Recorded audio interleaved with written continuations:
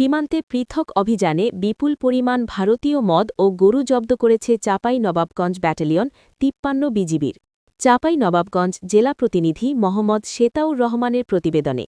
চাঁপাইনবাবগঞ্জ সীমান্তে পৃথক অভিযানে বিপুল পরিমাণ ভারতীয় মদ ও গরু জব্দ করেছে চাঁপাইনবাবগঞ্জ ব্যাটালিয়ন ৫৩ বিজিবির আভিযানিক দল। গোপন তথ্যের ভিত্তিতে ১৯ জানুয়ারি ভোর ৪টে হতে সন্ধ্যা ৭টা পর্যন্ত ৫৩ বিজিবির বিশেষ টহল দল পৃথক ৪টি অভিযান পরিচালনা করে। এ সময় ৪৪ বোতল ভারতীয় মদ ও ৬টি গরু জব্দ করে।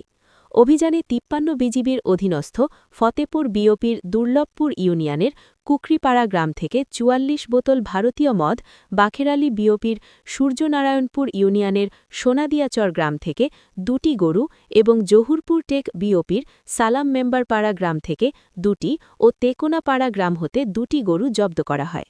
জব্দকৃত মদ শিবগঞ্জ থানায় এবং গরু চাঁপাইনবাবগঞ্জ শুল্ক কার্যালয়ে জমা করা হয়েছে বলে চাঁপাইনবাবগঞ্জ ব্যাটালিয়ন ৫৩ বিজিবির অধিনায়ক লেফটেন্যান্ট কর্নেল কাজী মুস্তাফিজুর রহমান এ বিষয়ের সত্যতা নিশ্চিত করেন।